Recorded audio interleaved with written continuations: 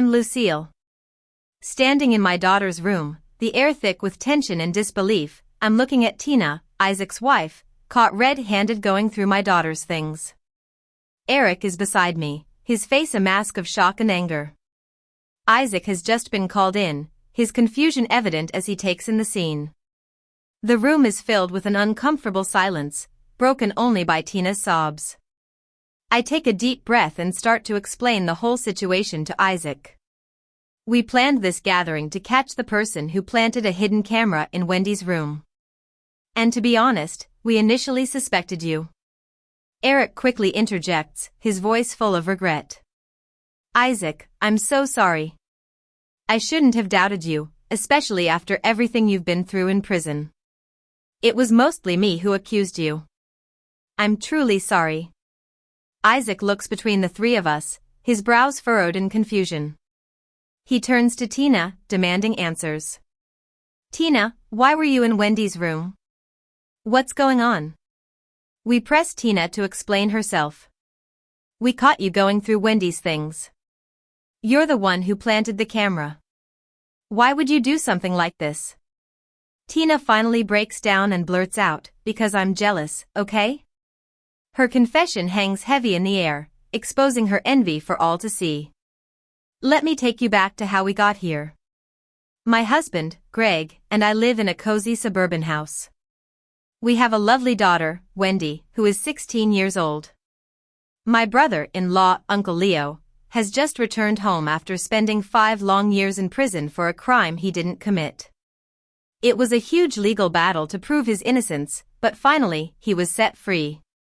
We decided to throw a big party at our house to welcome him back. The house was filled with laughter and the smell of delicious food. Leo was the center of attention, sharing stories of his time in prison. He and Wendy have always been close, and it was heartwarming to see them catch up. After the party ended, life seemed to go back to normal. We were all so happy to have Leo back, and it felt like the dark cloud that had hung over our family for years had finally lifted. But a couple of days later, I was sitting in the living room, lost in a book, when Wendy burst in, looking terrified and angry. I immediately put my book down and rushed to her side. Wendy, what's the matter? You look really scared. Tell me what's going on, I said, my voice full of worry. Tears streamed down Wendy's face as she struggled to catch her breath. Mom, I found something. A camera hidden in one of my plants. My heart skipped a beat. A hidden camera in my daughter's room? I was filled with a mix of fear, disgust, and anger. But I had to stay calm for Wendy.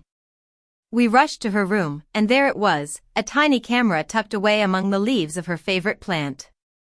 I wasted no time and called Greg right away. My voice was shaky as I told him the shocking news. Greg, you won't believe what I just found out. There's a hidden camera in Wendy's room. We need to act fast. Greg sounded both concerned and furious. I'm coming over, Lucille. We're not going to let this slide. Our daughter deserves her privacy, and whoever did this will pay for it. While we waited for Greg, Wendy clung to me, blaming herself for not noticing the camera sooner. I reassured her that it wasn't her fault and promised to support her through this difficult situation. When Greg arrived, we carefully examined the camera, looking for any clues that could lead us to the person responsible. It was a clear betrayal of trust, and we were determined to uncover the truth. We knew that if there was one hidden camera in Wendy's room, there could be more in other parts of the house. We decided to review the footage, gather evidence, and involve the authorities if necessary. As we sat in the living room, trying to figure out who could have done this, Leo's name kept coming up. I broached the subject with Greg carefully. The camera was likely planted during the family gathering, and Leo had the opportunity. Greg immediately protested. Lucille, you can't seriously think Leo would do something like this. Yes, he's had his problems, but he's not a creep. He's my brother.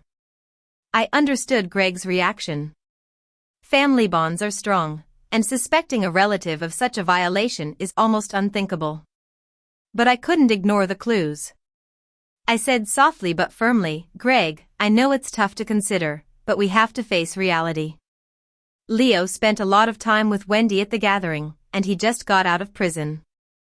People change, and our priority is to protect our daughter. After some hesitation, Greg finally nodded.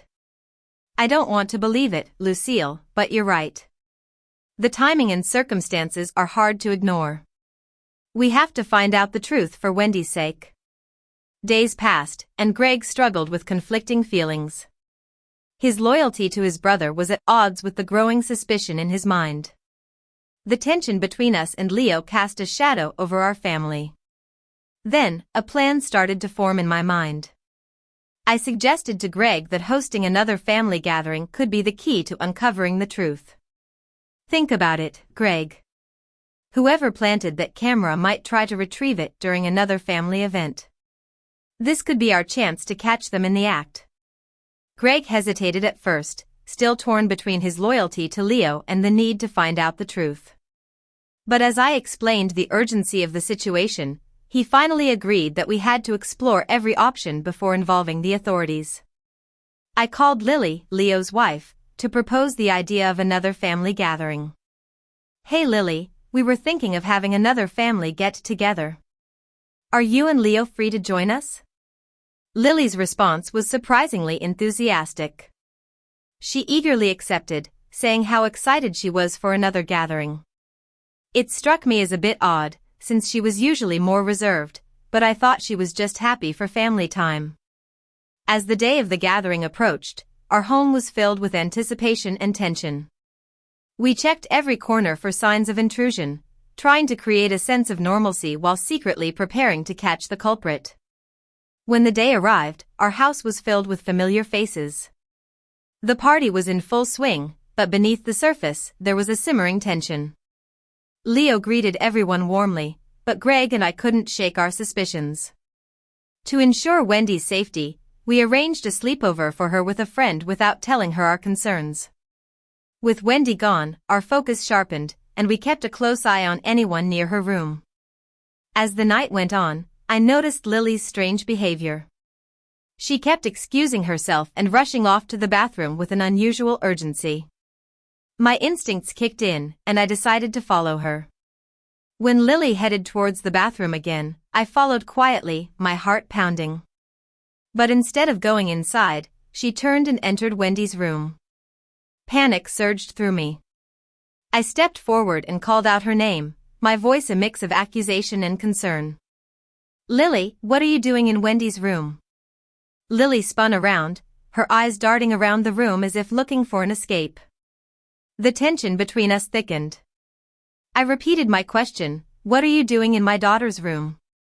Lily's facade cracked, and tears welled in her eyes. I was just looking for Wendy. I was surprised she wasn't with us for the party. I pointed out, you were going through her drawers. Lily looked down, realizing her hands were still in the drawer. I can explain. Save it, I said. Now, here we are, with Lily's confession out in the open. Leo is trying to defend himself, saying, Lily, you know I care about Wendy, but not in a weird way. Being her uncle is important to me. I was just checking on her, making sure she was okay. Lily counters, but why were you always praising Wendy? It made me wonder what was so great about her. Leo replies, is there something wrong with being proud of my niece? I have every right to support and appreciate Wendy. It's just genuine love for family. I didn't expect you to react like this. I turned to Lily and asked, what were you hoping to find by planting the camera? What did you think you'd uncover? Lily replies, I just wanted to see how Wendy lives. Maybe if I understood her better and acted like her, I could get the same attention from you, Leo. I want to feel valued like she is. Leo snaps, you're acting crazy, Lily. Jealous of a teenager. That's messed up. After an awkward silence, Greg decides to end the party.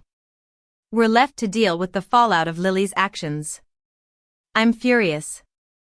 I let loose on Lily, saying things I've never said before. Leo looks lost and disappointed. I can't blame him. I'd be equally shocked if my partner did something like this. The next day, when Wendy returned, I had to break the news to her. Tears filled her eyes as I told her about the violation of her privacy. She couldn't believe that someone in our own family could do something so awful. Mom, I never imagined this could happen, especially from Lily. Seriously, Wendy said. I shook my head. I know it's hard to believe. Lily really crossed a line. Wendy asked, Mom, how is Uncle Leo doing? I sighed. Honestly, he's struggling. It's hard for him to celebrate his freedom knowing he's married to someone who's acted so terribly. Wendy then asked, so, are they getting a divorce? I replied, I don't know, sweetheart. I hate what she's done to us. Me too, Wendy said. Right now, our priority is your safety. We're getting a restraining order against Lily, so she won't come near you again. And we're pressing charges, I told her. The bond between Leo and our family is strained, shattered by this betrayal. There's an awkward silence between us, a reminder of how far jealousy can go. But we're determined to rebuild and find comfort in those who truly care. The road ahead might be tough, but our family's love will help us through.